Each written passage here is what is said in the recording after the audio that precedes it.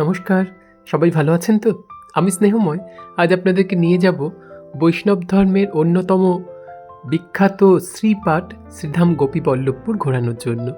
ভোরবেলায় উঠেই প্রোগ্রাম বানিয়ে ফেলেছিলাম আমি আর পুটু। অন্যান্য বন্ধুদের তখনও ঘুমও ভাঙেনি, আর সেই মতো বেরিয়েও পড়েছিলাম সকাল সকাল। আসলে ছুটির দিনগুলো শুধুমাত্র এই কাপড় কেচে বাসন মেজে কাটিয়ে দিতে ভালো লাগে না, মাঝে মাঝে ইচ্ছে করে কোথাও সামনাসামনি গিয়ে ঘুরে আসতে। সেই রকমই এই রবিবারও গোপীবল্লভপুর যাওয়ার জন্য অনেক দিন থেকে ইচ্ছেটা ছিল, কিন্তু আজকে আর সুযোগটা পেয়ে মিস করিনি। মেদিনীপুর বাসস্ট্যান্ড থেকে ডিরেক্ট বাস সেই সময় পেলাম না, সেই জন্য আমরা চলে এসেছি খড়গপুর চৌরঙ্গিতে। এখান থেকে মোটামুটি বাস অ্যাভেলেবেল পাওয়া যায় গোপীবল্লভপুর যাওয়ার জন্য। মেদিনীপুর থেকে প্রায় 70 কিলোমিটার রাস্তা। বাস পেয়ে গেছি, আর সব থেকে শেষ সিটটাতে যে বসার জায়গা পেয়েছি, তাও সঙ্গে সঙ্গে পাইনি। নিমপুরা কলাইকুণ্ডা পেরিয়ে তারপর গিয়ে সিট পেলাম। বেশ ভালোই ভিড় হয়েছে। পথের পাশে যেতে যেতে দেখে নিলাম মা গুপ্তমণির মন্দির। এটিও কিন্তু খুব বিখ্যাত একটি মন্দির। আমরা যাচ্ছি NH-16 ধরে, যেটি হচ্ছে কলকাতা বহেরাগোড়া সড়ক, জাতীয় সড়ক। আগে আমরা এটাকে বম্বে রোড বলতাম, এখন নাম বদলে গিয়ে বহেরাগোড়া হয়ে গিয়েছে। আর এই পথের মধ্যে সবথেকে যেটা আকর্ষণীয় জিনিস, যেটা সকলকে মুগ্ধ করে, সেটা হচ্ছে এই লোধাশুলির জঙ্গল। রাস্তার দুধারে একদম ঘন শাল বনের জঙ্গল।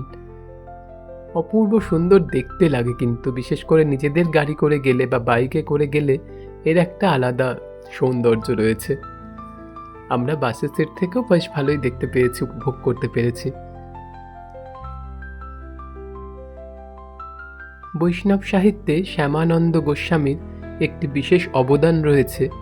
পশ্চিমবঙ্গের এই দক্ষিণ অঞ্চলে এবং উড়িষ্যার বিস্তীর্ণ এলাকাতে এই বৈষ্ণব ধর্মকে প্রসার করার জন্য। আমরা এখন এসে পৌঁছেছি ফেকোঘাট। ফেকোঘাট থেকে বাসটি চলে যাবে বাঁ দিকে গোপীবল্লভপুরের উদ্দেশ্যে, আর ডান দিকে এই যে সোজা রাস্তাটি চলে গেছে, এটি বহেরাগোড়া হয়ে একদম ঘাটশিলা টাটা পর্যন্ত চলে গেছে। রাস্তার ধারে প্রাকৃতিক সৌন্দর্য কিন্তু খুবই সুন্দর। এই যে শাল গাছ শেষ হয়ে এখন শুরু হয়েছে বাঁশ গাছের জঙ্গল। এরকম বাঁশঝাড়ও যে জঙ্গল হয়ে উঠতে পারে, সেটা কিন্তু এখানে এসে আমরা দেখলাম। 16শো শতাব্দীর শেষ সময়তে শ্যামানন্দ গোস্বামী গোপীবল্লভপুরে এসেছিলেন এবং এখানে তিনি শ্রীপাঠ শ্রী রাধা গোবিন্দজিউ মন্দির প্রতিষ্ঠা করেছিলেন। উনি জন্মগ্রহণ করেছিলেন কলাইকুণ্ডার সামনে ধারেন্দা গ্রামে। আমরা এখন পেরোচ্ছি সুবর্ণরেখা নদী। এই সুবর্ণরেখা নদীর তীরেই গোপীবল্লভপুর অবস্থিত। সুবর্ণরেখা নদী নাকি ঝাড়খণ্ডের কতকগুলি সোনার খনির উপর দিয়ে বয়ে এসেছে, এবং আগে এর বালুকণার মধ্যে সোনার গুঁড়ো মিশে থাকতো, চকচক করতো, এবং অনেক মানুষ এর থেকে সোনা সংগ্রহ করতেন। তার থেকেই নদীর নাম হয়েছে সুবর্ণরেখা।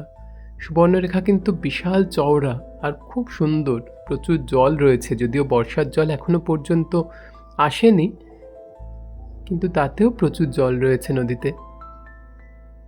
শ্রী শ্যামানন্দ গোস্বামী সরাসরি চৈতন্য পরিকর ছিলেন না। তিনি কাটোয়ায় গিয়ে গঙ্গা স্নান করতে গিয়ে হৃদয় গোস্বামীর কাছ থেকে মন্ত্র লাভ করেন, এবং পরবর্তীকালে গুরুর আদেশে তিনি অনেকটা সময় বৃন্দাবনে অতিবাহিত করেন। বৃন্দাবনে তিনি শ্রী জীব গোস্বামীর কাছে পুনরায় দীক্ষিত হন, এবং এই জন্য কিন্তু তাকে দণ্ড দেয়া হয়েছিল, যেটি এখানে দণ্ড মহোৎসব নামে জ্যৈষ্ঠ মাসের শুক্লা পঞ্চমীতে চালু রয়েছে। তারপর তিনি বাংলায় ফিরে এসে বৈষ্ণব ধর্ম প্রসারের কাজে লেগে পড়েন। আমরা যখন গিয়ে পৌঁছলাম তখন 12টা পেরিয়ে গেছে।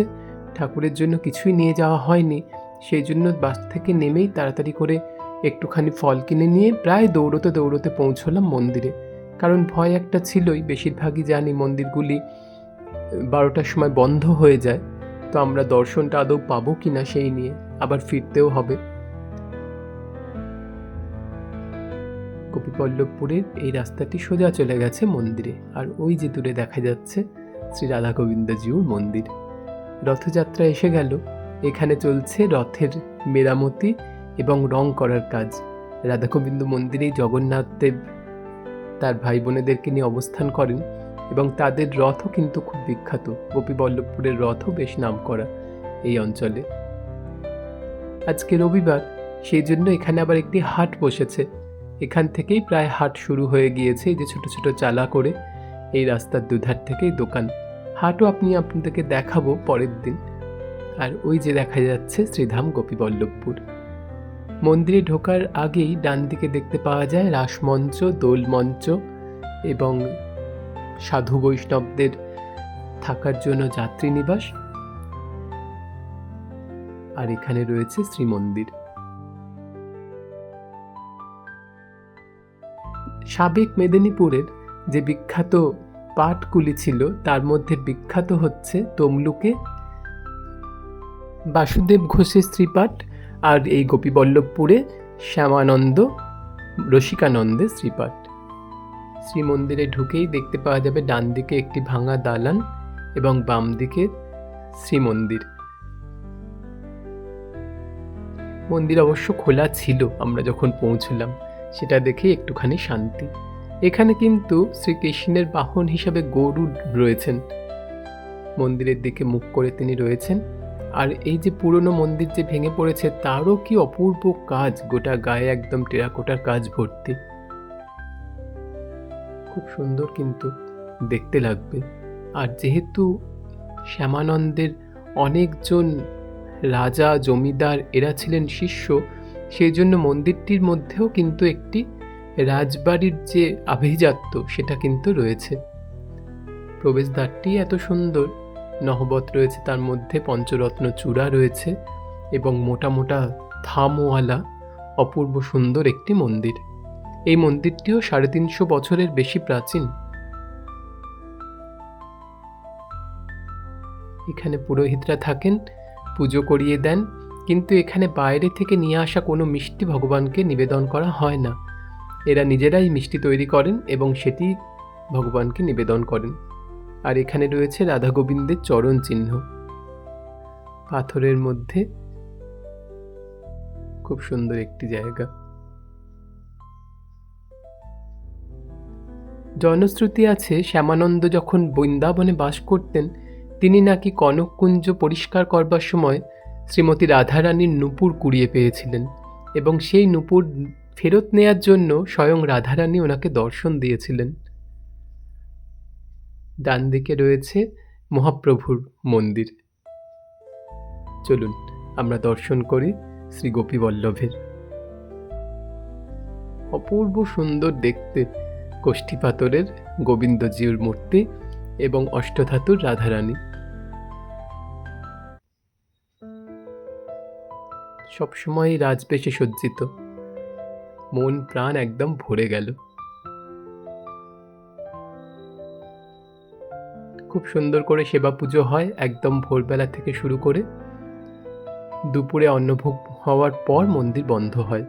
এখানে রয়েছে আরও কতকগুলি ছোট ছোট মন্দির। এখানে হনুমানজির মন্দির, আর তার পাশেই রয়েছে একটি মূর্তি। এটি শ্যামানন্দ না রসিকানন্দ কার মূর্তি সেটা লেখা নেই, তবে ওনাদের মধ্যেই কারো একজনের হবে। শ্যামানন্দ ছিলেন অপুত্রক, সেই জন্য তিনি তার সবথেকে প্রিয় শিষ্য রসিকানন্দকে এই পাঠের রক্ষণাবেক্ষণ করার জন্য বা উত্তরাধিকার হিসাবে নির্বাচন করেছিলেন এবং সেই রসিকানন্দ গোস্বামীর বংশই এখনো পর্যন্ত শ্রীপাঠের পুজো এবং সেবার দায়িত্বে রয়েছেন। এখানে রয়েছে মহাপ্রভুর মন্দির, ষড়ভুজ মহাপ্রভুর মূর্তি আছে, গৌর নিতাই এবং আরও অন্যান্য মূর্তি। তার সাথে জগন্নাথও থাকেন। জগন্নাথের এখন অনসর চলছে, আর কয়েকদিন পরেই তিনি রথযাত্রায় আসবেন। এই পাশ দিয়ে গেলে পরে দেখা যায় ঠাকুরবাড়ির ভোগ ঘর। এখানে কিন্তু অন্নপ্রসাদ সকাল সকাল এসে বললে পরে পাওয়া যায়, কিন্তু সেই অন্নপ্রসাদ পেতে পেতে 3টে সাড়ে 3টে বেজে যায় ভোগ হওয়ার পর। আর বিশেষ বিশেষ তিথি উৎসবে কিন্তু এমনিতেই খাওয়া যায়। যেমন আমাদেরকেই বলা হলো যে আপনারা রথের দিন আসুন, রথের দিন এরকম 2-3 হাজার মানুষ প্রসাদ পাবেন, তখন কিন্তু দুপুর দুপুর হয়ে যাবে। চারপাশ ঘুরে ঘুরে দেখে দর্শন করে সত্যি মন ভরে গেল। এরপরে আমরা যাব এখানকার যে হাট বসেছে সেই হাটটা দেখে নিতে। আমরা অবশ্য মন্দিরে প্রসাদ পাবো না, কারণ আমাদের এখানে বলা হয়েছিল 3:30টার সময় লাস্ট বাস মেদিনীপুর যাওয়ার, সেই জন্য আমরা ঘুরে ফিরে হোটেলেই খাওয়া দাওয়াটা সেরে নেব।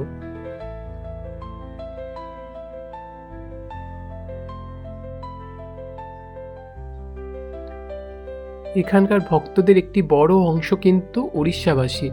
ঝাড়খণ্ডের বহু মানুষও আসেন এখানে, কিন্তু উড়িষ্যার ভক্তর একটি বড় সংখ্যা রয়েছে। এবং এখানকার স্থানীয় জমিদাররা যেহেতু অনেক ভক্ত ছিল, সেই জন্য মঠের কিন্তু প্রচুর পরিমাণে জমি জায়গা একসময় ছিল।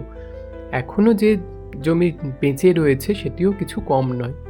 আর এটি হচ্ছে যাত্রী নিবাস। আগে সমস্ত গঙ্গাসাগর দর্শন করার পর দলে দলে মানুষ এই পথেই যেতেন শ্রীক্ষেত্র বা পুরী দর্শন করার জন্য, এবং তাদের থাকার জন্য এই যাত্রী নিবাসও রয়েছে। এই রাস্তাটি সোজা চলে গেছে, দিয়ে ডান দিকে মোড় নিয়েছে। এখানে একটি নেতাজির আবক্ষ মূর্তি রয়েছে।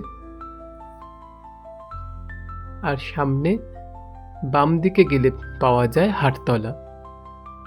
সুবর্ণরেখা নদীও এই রাস্তাতেই যাওয়া যায়, কিন্তু সেটা আর আজকে আমরা আপনাদেরকে দেখাবো না। হাটেও কিন্তু বেশ ভালোই জিনিসপত্র বসেছে, কেনাবেচা এখনো পর্যন্ত হচ্ছে। ফেরার পথে আর একবার গেছিলাম মন্দিরে প্রণাম করার জন্য। সেখানে গিয়ে একটি মজার জিনিস দেখলাম, যে এখানে বিয়ে হচ্ছে। গোবিন্দজিকে সাক্ষী রেখে দুটি ছেলে মেয়ের বিয়ে হচ্ছে। বেশ মজাই লাগলো আমাদের এরকম দেখে। চলুন নবদম্পতিকে শুভেচ্ছা জানিয়ে আমরা আজকে ফিরি। আজ এই পর্যন্তই। যদি আমার ভিডিওগুলি আপনাদের ভালো লাগে তাহলে চ্যানেলটি সাবস্ক্রাইব করে পাশে থাকবেন, আর বেল আইকনটিও দাবিয়ে দেবেন। খুব তাড়াতাড়ি ফিরবো আরেকটি নতুন ভিডিও নিয়ে। ততক্ষণ সবাই খুব ভালো থাকবেন। ধন্যবাদ।